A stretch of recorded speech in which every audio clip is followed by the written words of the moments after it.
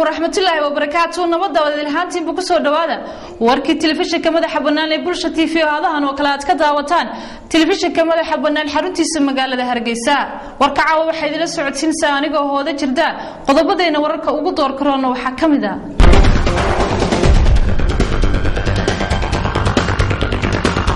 madaxweynaha jamhuuriyadda Soomaaliland mudane Axmed Maxamed Maxamuud Silaayo ayaa maanta kulan wada tashiya la qaatay golayaasha baarlamaanka salaadiinta Soomaaliland ayaa taageero u muujiyay ka qaybgalka uu ka qaybgalayay madaxweynaha Soomaaliland shirka London magaalada Hargeysa ayaa maanta si weyn looga xusay dhalashada nabigeena suubanaa calayhi salaatu wasalaam dhinaca kalena waxa si weyn looga xusay magaalada Boorama dhalashada nabigeena suubanaa calayhi salaatu wasalaam madaxweynaha dalka Soomaaliya ayaa maanta booqday guriyihii dawladdu lahayd ee laga saaray dadkii deganaa 22 sano la soo dhaafay madaxweynaha dalka Suudaan ayaa sheegay in dalkiisu ku dhow yahay inuu dagaal la galo koonfurta dalka Suudaan 220 ruux ayaa ku dhintay duufaanada iyo barafka wada socda ee ka dhacaya dalalkaasi Yurub daawadayaal kuwaasi waa qaar kamid ah qodobada aan warka idinku hayo iminkii haatana waxaad ku soo dhawaataan warkii oo faahfaahsan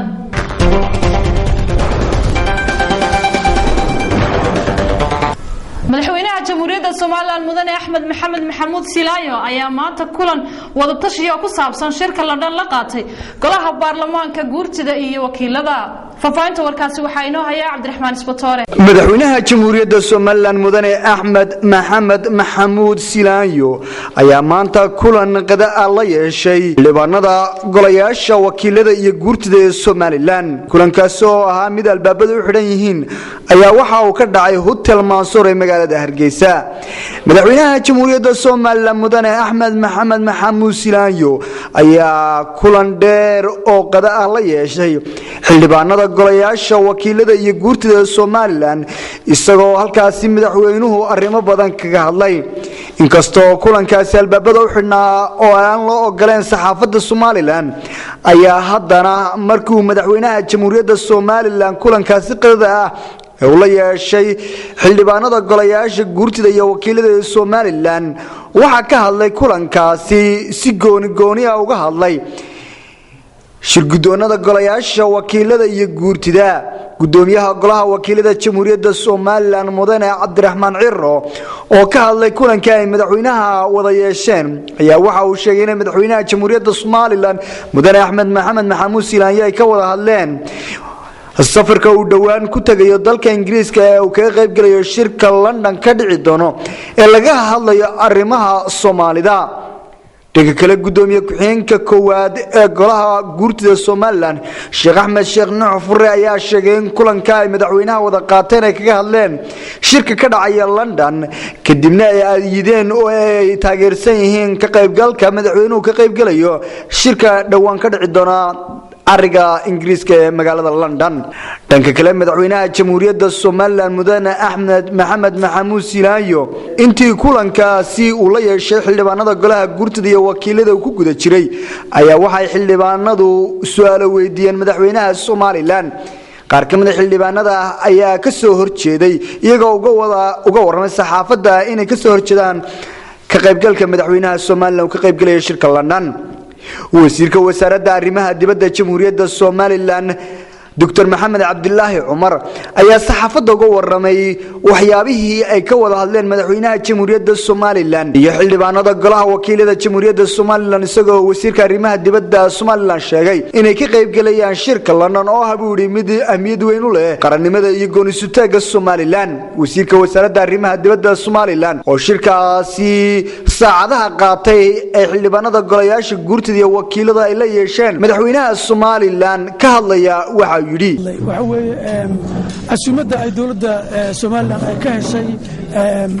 dalka Ingiriisku waa mid gaar ah oo la mid ah sida dalalka kale ee jaarka ay Ingiriisku ay ugu soo casuumeen shirka lagu qabanayo magaalada London sifaanu kaga qayb galayna waxa weeye in aan Soomaaliland aan ka mid ahayn road mapka oo ah khariidada nabadda siyaasadda loogu jahaynayo Soomaaliya awoodana lagu kala qaybsanayo Soomaaliland qayb kama ahayn barigii hore imakana qayb kama aha intuu shirka socdana qayb kama noqonayso hase yeeshee somalilan waxay ka mid tahay geeska afrika waxa aanu aragnaa in xilna saaran uu yahay qaran ahaan iyo xukuumad ahaanba in aanu fikir iyo talo ku yeelano arrimaha ka jira mandaqada geeska afrika ee soomaaliya ka mid tahay soomaaliyana waa dal aanu jaarnahay walaalanahay dhibaatooyin fara badan baa muddo badan ka jiray dunidoo dhan waxay imika iska kaashanaysaa in arrimo salaadiinta Soomaaliland ayaa taageero u muujiyay ka qaybgalka madaxweynuhu ka qaybgalayo shirka London fafaahinta warkaasi waxa inoo haya Siciid Askar madaxweynaha Soomaaliland oo maalmihii ugu dambeeyay kulamada tashaale yeelanay qaybaha kala duwan ee bulshada amadaas oo la xiriira qaabka iyo doorka ay Soomaaliland ku yeelanayso shirka dhawaan Soomaalida lagu qabanayo magaalada London ayaa maanta qasriga madaxtooyada ku qaabilay qaar ka mid ah salaadiinta Soomaaliland salaadiintan oo kulanka madaxweynaha kadib saxaafadda kula hadlay hotel xarab ee magaalada Hargeysa ayaa tilmaamay in madaxweynuhu u soo bandhigay qaabka iyo hanaanka iyo waliba doorka ay Soomaaliland ku yeelanayso shirka dhawaan lagu qabanayo Soomaalida dalka UK shirkan salaadiinta oo ku helinayay wasiirka wasaaradda kalluumaysiga Soomaaliland Cabdilaahi Jaamac Ismaan Geeljire waxa salaadiintii ka hadashay kamid ah suldaanka guud ee beelaha Soomaaliland Suldaan Maxamed Suldaan Cabdiqaadir waxaana kamid ah hadaladiisii wasiiradeeda ay ka haysato qadeedeena caalamka maanta ugu horeyso kow inoo ah inaynu caalamka u soo bandhigno taasna waxa nooga wakiila xukuumadda Soomaaliland maanta ka taagan ee dalka ka jirta waxaanu leenahay shacbigu waa shacbigiini wixii wanaagee u soo qaadano waa idinka dushiina caleentaanu idinku daadinaynaa waana idin igmanaynaa hana naga teginna kaxaysa meelaha qaarkood annaga dhunta ku soo dhufan karayna magaalada Hargeysa maanta waxa si weyn loogu xusay dhalashada xuska nabigeena subhanahu alayhi salatu wasalaam fafaahinta warkaasi waxa inoo haya Cabdiraxmaan Isbatoore caasimada Soomaaliland ee Hargeysa ayaa maanta lagu qabtay xus ballaaran oo lagu maamuusayo mawlidka rasuulkeena subhanahu naxariis iyo nabadgelyo korkiisa ha ahaatee oo dhalashadiisu ay ku beegnay 12 Rabiicul Awwal oo ku beegan maanta xaflad ballaaran oo lagu qabtay Hotel Mansour ee magaalada Hargeysa oo ay soo abaabuleen culimada Soomaaliland ee ku dhaqan caasimada Hargeysa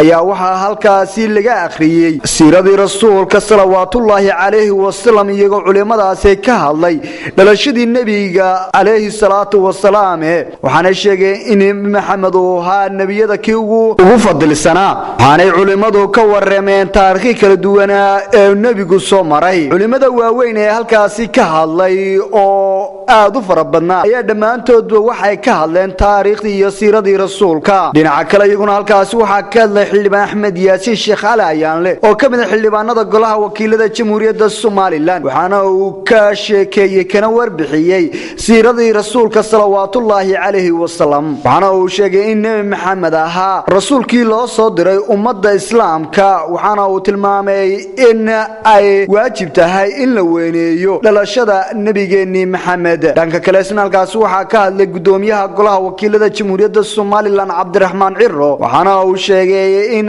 ay tahay maanta maalin weyn oo ummadda muslimiinta weyn cuskan loo sameeyay maamuuska mawlidka rasuulka naxariis iyo nabadgelyo korkiisa ha ahaat halkaasina waxa lagu soo bandhigay qasiidooyin fara badan oo ka hadlaya wanaagii uu lahaa nabigeena subhanahu Maxamed naxariis iyo nabadgelyo korkiisa ha ahaatee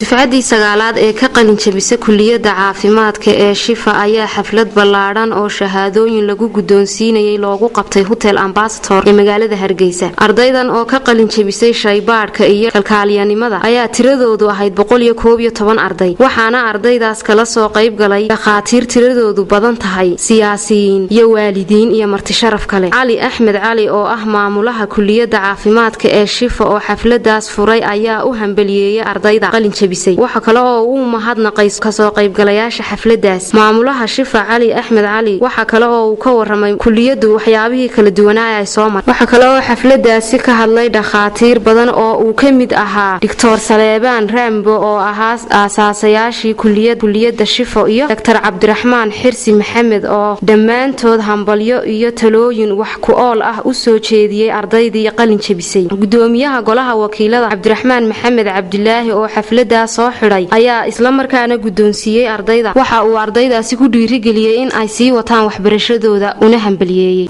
sidoo kale waxaa maanta laga xusay magaalada Boorame dhalashada nabigeena subhanahu alayhi salaatu wasalaam waxa faafaynta magaaladaasi nooga soo diray wariyahayaga Cabdi Fataax Ahmed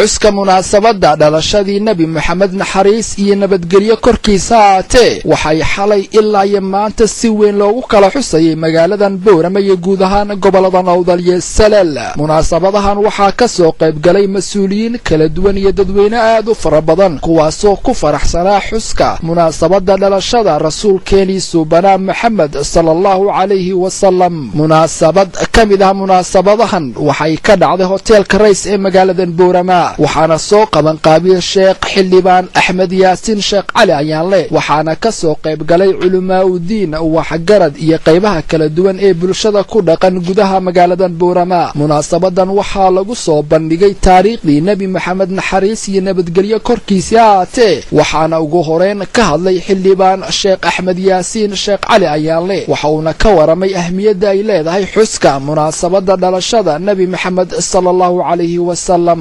عقل السليم يعلمك بالصواتك كتبتنا تطارا إن ما علمت النبي محمد بشير أي فرق الجلس يش كشي كره والله هذا محل نص صحيح حديث في حديث رسول الله صلى الله عليه وسلم بس هو في رسول الله بشوف اللي كود مني حاول صوبي هو ما نمش إذا هو كل النبي محمد بشير ولما يهض سنة عادية يقول لنا يا إنه النبي هناك قليل ولو عقيقة يبقى وقشي وقشنا مركا المه قشنا لغا وانقلا وانتقال نبينا صلى الله عليه وسلم عليه هو يعزي المطلب محمد مدعى محمد بليه فطبعا هذين مركو جلوك وانقلوا محمد بليه وقشنا ما صلى الله عليه وسلم قف بهذا الأمر بالفيه نحن وجدين يتدمشي زي محاولة كتابة اللي هو يسبب ناس الغريبة طبعا يدعى بأكشو لمصاحبة طبعا يدعى عمسيدين حضور النبي محمد صلى الله عليه وسلم وقال دلشدي سيادة تعطى حسين مصاحبة حسين نوار الله نوار الله يا مصاحبة waxaa sidoo kale munaasabadan ka hadlay gudoomiyaha maxkamadda degmada Boorame Sheekh Maxamed Saciid Saaweer waxauna isna hoosta ka xariiqay inay muhiim tahay xuska munaasabadan dhalashada nabi maxamed sallallahu alayhi wasallam ilaa waxaan ka baryaynaa ilaahay inuu naga dhigo kuwa nabiga raaca يعني هو طريقي سمرة الدنيا هو اللي بعتبرته تقلبات كده وفربطة إلى هاي البديوم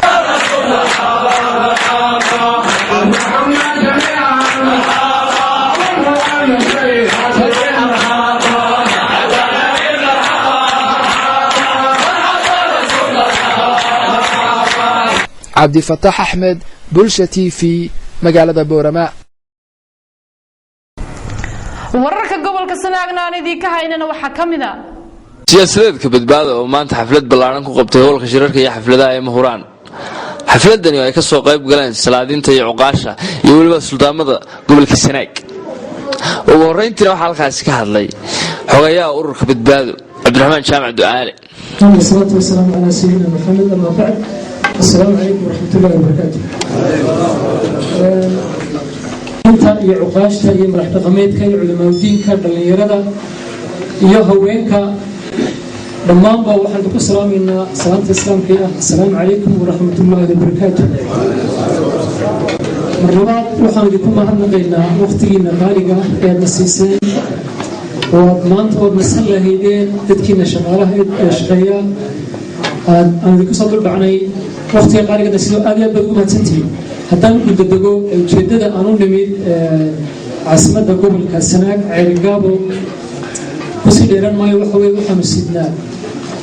sidnaa mabda'ii ilaahay inoo soo dejiyey in badan aynu u baahnayn in badan aynu u oomanayn ayaanu sidnaa waxaa kaloo isaguna halkaasi ka hadlay Jamaal Jaamac Xaamid nabiyana Muhammad wa ala alihi wa ashabihi ajma'in صعبك أطيوا عليك هذا تدري أورد صعب قراءة إنه أورد أنا يرى صعب جوجي أو ديني إنه وين ما أنت تقول هذا إن شاء الله هو سكت دين دونا ما يهدي على يري هدي كسو هذا الله أورد كبدادو وأنا ما أنت وضنه وحنو وضنا إن شاء الله إنه نلقى قاعدتان وكتاب قائم قاعدنه وإنه كقدمنا قبيالتي إنه هبل أينو كقدمنا إن شاء الله أينو كقدمنا يا وحيا قانا يا إيمان له يا أمانة له إن شاء الله. waxaa kaloo isna halkaasi ka hadlay khudbad dheerna ka jeediyey maxamed casayr xuseen. alxamdulilah washukru lilah wahanaa lilah wasalaatu wasalaamu calaa rasuuli illah wacalaa aalihi wasaxbihi wamawlaah. asalaamu calaykum waraxmat ullaahi wabarakaatu. wax aada u badan idin odhan maayo oo aydaan ogeyn, laakiinse waxaa ogtihiin ama aad garanaysaan ayaan insha allahu tacaala idin xasuusinaya. waa xasuusin waxaa had iyo jeer qofka bini aadmigu jecel yahay ama uu mar walba niyadiisa ku jirta in ay wax waliba u wanaagsanaadaan, wax walba inuu meel wanaagsan ka galo. laakiinse waxaa had iyo jeer ku badan waddankeena inaanay dadku isweydiinin qofku markuu waxa wanaagsan doonayo wasiiladii ama dariiqii uu ku helayay inaanu isweydiin. waxaa waddankan lagu aasaasay markii la gooyey ee odayaasha qabaa'ilka madax dhaqameedku ay burco ku shireen 6 qodob. wuxuu ka koobaad ahaa mushkiladaha dhacay ama waxa dadku ay ka cabanayeen ee dagaaladii keenay ee khasaaraha keenay ee naf iyo maalba ummadda halaagay maxaa sababay? sababta cadaalad darro yahay. waxaa kaloo isaguna halkaasi ka hadlay gudoomiyaha ururka axmed cali shire. marka hore aad iyo aad baan idinkaga mahadnaqaynaa si niyad samiya kulankan ballaaran iyo soo baxan weyn oo aan nagu qaabisheen oo aad ururku soo dhaweyseen. mahadsantiin. mar labaadka maanta halkan waxaan idin kula joognaa waa ururka badbaado cergaabo muddo sugaysay, magaciisa aad maqlayseen, warbaahinta aad kala socoteen. aan u malaynayo wax badani inay nooga baxsan yihiin ururka afkaarihiisa, inta wadda, ujeeddadiisa, aasaaskiisa. muddo bil iyo dhowr cisho ah ayaanu ka shaqaynaynay, waa inta warbaahinta ku jiray. ururkan badbaado waa urur siyaasadeed ka mida ururadan cusub ee hadda la rajistar gareeyey ee marxaladii koobaad ka gudbay, marxaladda labaadna u gudbay. had iyo jeer waxaan sheegnaa inaanu nahay ururada kale ka duwan. ururada kale oo dhammi way sheegtaa urur waliba waxaan kaga duwanahay ururada kale kaa, sababtoo ah haddii la yidhaahdo ururadoo dhammi way isku mid oo hadda maxaa noo sheegaysaa? waxay noqonaysaa dee mahashaa magaceed baa wax ninku geer hadduu raaco mid kale tago iskaashaa magaceed. waxaa kaloo iyaguna halkaasi ka hadlay suldaanada iyo jif caaqilada gobolka sanaag ee cergaabo. intaasi kadibna wuxuu gudoomiyuhu xadhigga ka jira xafiiska cusub ee urur siyaasadeedka badbaado ku yeelan doono gobolka sanaag ee cergaabo. waxaa kaloo gudoomiyaha iyo wafdigiisuba kormeer booqasho ku soo mareen hosbitalka gobolka iyo saldhigga ay jeesha cergaabo. halkaasi ay kula kulmeen mas-uuliyiin kala duwan. axmed wali cali, telefishinka caalamiga ee bulsha TV, magaalada cergaabo. macradkii ugu horeeyay ee lagu iibiyey baabuurta ayaa maanta laga furay magaalada Boorame. munaasabadaasi waxaa ka qayb galay siyaasiyiin iyo salaadiin iyo waxgaradka magaaladaasi Boorame. faafahinta warkaasi waxaa noo soo diray mar kale Cabdifataax Axmed. magaalada Boorame xarunta gobolka Nawdal muddooyinkii ugu dambeeyay maalinba maalinta ka dambaysa waxay ahayd magaalo kobaceeda dhanka dhaqaalaha horumarkay aad isu soo tarayay. waxaa magaaladan ka hirgalay wadooyin laami ah oo la jaan qaaday magaalooyinka kale ee Somaliland, taasoo keentay in magaaladan ku soo bataan gaadiidka ay isticmaalaan dadka ku dhaqan magaaladan oo aad u soo tiro badanaya muddooyinkii ugu dambeeyay. dadweynaha ku dhaqan magaaladan Boorame xarunta gobolka Nawdal waxay saaka intooda badan ay la raacayeen taariikhda inta la xasuusan yahay macradkii ugu horeeyay oo lagu iibin doono baabuurta oo laga furay gudaha magaaladan Boorama. macradkan oo loogu magac daray Sheybe Motors waxa uu ku yaalaa bartamaha magaaladan Boorama, waxaana saakay daafaha macradkaasi lagu iibiyo baabuurta ee laga furay magaaladan Boorama lagu arkay dadweyne aad u fara badan oo aad ay u farxad gelisay furidda macradkan lagu iibin doono baabuurta, kuwaasoo u soo daawasho tagay baabuurta lagu iibin doono macradkani ee Shaybe Motors ee ku yaala gudaha magaalada Boorama. Munaasabadii xariga loogu jaray macradkani waxaa ka hadlay maamulaha macradka Shaybe Motors waxa uu ka waramay taariikhda macradkan isagoo sheegay in macradka Shaybe Motors uu xarumo ku lahaa magaalada Hargeysa ee xarunta Soomaaliland isla markaana xaruntan cusub oo maanta ka furtay magaalada Boorama ay tahay mid la jaan qaadi doonta xaruntaasi magaalada Hargeysa ku taala. maamulaha Shaybe Motors ee magaalada Boorama mudane Xuseen Xaaji Maxamed Miisaan oo isna madashan furitaanka ka hadlay ayaa waxa uu sheegay inay iibin doonaan baabuurta ugu dambeeyay ee caalamkan laga isticmaalo. waxaan maanta Boorama ka fureynaa macradkii ugu horeeyay ee baabuurta waxa ka hirgelinaysa shirkadda Shaybe Motors. Shaybe Motors waxay branch ku leedahay Soomaaliland waladeedoo dhan Burco Berbera Hargeysa way sii dartay Soomaaliland waxay ku leedahay branch ku leedahay Nairobi marka maanta waxaan fureynaa branchkeega Boorama. salaadiin xildhibaano siyaasiyiin waxgarad iyo qaybaha kala duwan ee bulshada ku dhaqan magaalada Boorama oo iyaguna goobjoog u ahaa furidda macradkan cusub ee Shaybe Motors ee lagu iibiyo baabuurta ee maanta laga furay gudaha magaalada Boorama ayaa hadallo ay madashan ka jeediyeen waxay ku soo biyashubanayeen sida ay ugu faraxsan yihiin taariikhda macradkii ugu horeeyay ee lagu iibiyo baabuurta ee maanta laga furay gudaha magaalada Boorama. marka bawrta bedelina waxaan la tagnaa Hargeysa midna waan geynaa midna waan ka soo kaxaynaa maanta waxa weeye halkan uma laga kaxayno deen la geyn kala la keeni doona ama laga iibsan doona hadii la yiraahdo laga iibsan doona markii ugu horeysay ee Hargeysa ka furay meeyar baad waxa la islaa horta maxaa lagu fulayaa masha Allah wa taqabalkii wada ku faaftay kani waa wax loo baahnaa ومالين مولد الله بركيه مالين مصر يعني ومالين مولد النبي بان جونا بجاج بالك ورباش يا كركور العقاق وسعتابان افر بقول با جوجته maanta waa loo baahna qasaskii baa ibada kana waxa weeyaa kii saddexaad waa loo baahna. macradkani Shaybe Motors ee maanta laga furay gudaha magaalada Boorama waxa uu noqonayaa taariikhda inta la xasuusan yahay macradkii ugu horeeyay oo lagu iibin doono baabuurta oo laga furay gudaha magaalada Boorama. Cabdi Fataax Ahmed Bulsha TV magaalada Boorama.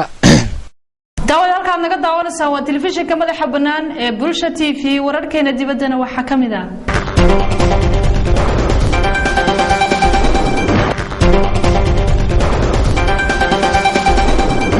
wasiirka arrimaha dibadda ee dalka Ruushka ayaa uga digay golaha ammaanka in ay u codeeyaan in xilka laga qaado madaxweynaha dalka Suuriya Bashar al-Assad. faafahinta warkaasi waxa inoo haya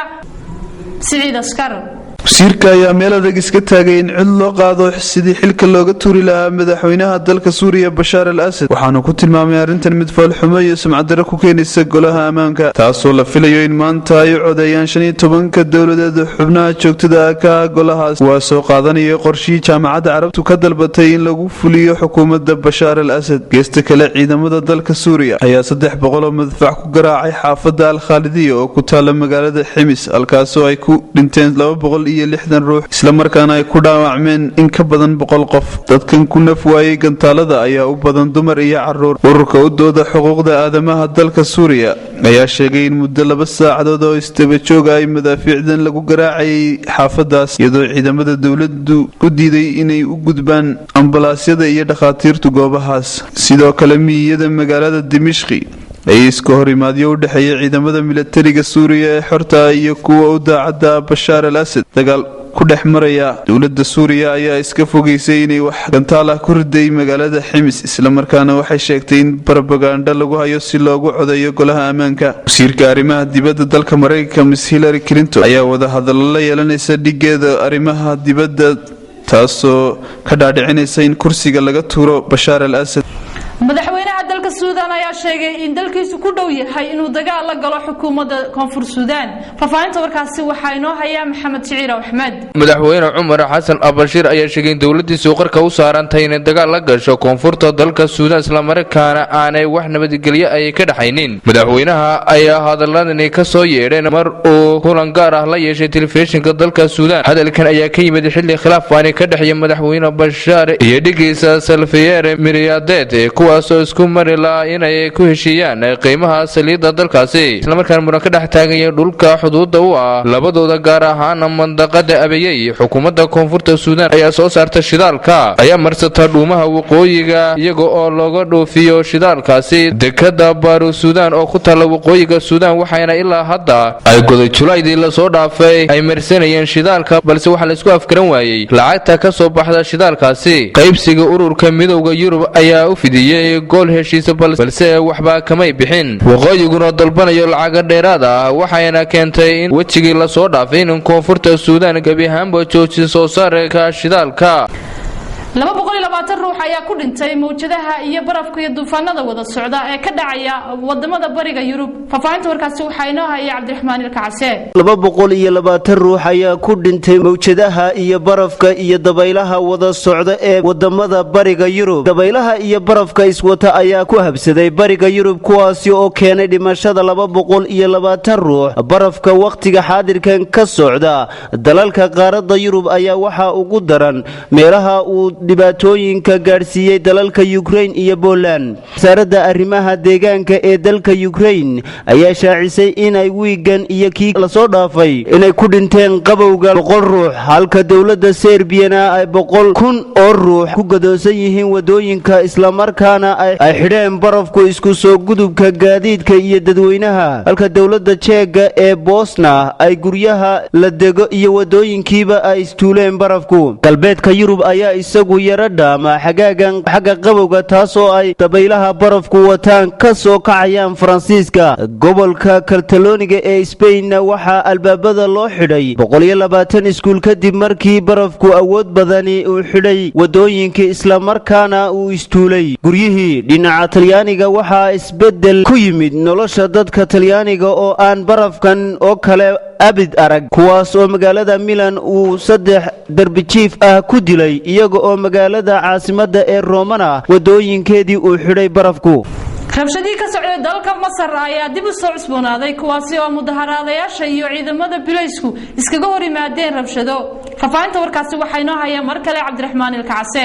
rabshadihii ka socday dalka Masar oo dib ugu soo cusboonaaday kuwaasoo isku hor yimaada ku dhex maraya mudaharaadayaasha iyo ciidamada nabadgelyada agagaarka wasaaradda arrimaha gudaha rabshadahan dalka Masar ayaa weli ka sii soconaya magaalooyinka Qaahira Iskandariya iyo Suways rabshadahan ayay ka dambeysay kadib markii garoonka Baaru Saacid ay isku haleeleen taageerayaasha laba kooxood ee Al Ahli iyo Masar halkaasi oo ay ka dhacday mashaqadii abid ugu xumayd ee soo marta garoomada kubadda cagta dalka Masar agagaarka wasaaradda arrimaha gudaha ayaa weli waxa ka socda isku hor yimaado u dhaxeeya ciidamada nabadgelyada iyo mudaharaadayaasha kuwaas oo ay ku dhaawacmeen dad aad u fara badan halka dhimashaduna ilaa maanta ay marayso 5 ruux siyaasiyiinta iyo xildhibaanada dalka Masar ayaa dadaal dheer ugu jira sidii loo dejin lahaa xaaladda kacsan ee dalku ku sugan yahay magaalada Suways ayaa isku soo baxyo ka wadaan qaar ka mid ah dadkii ay ka dhinteen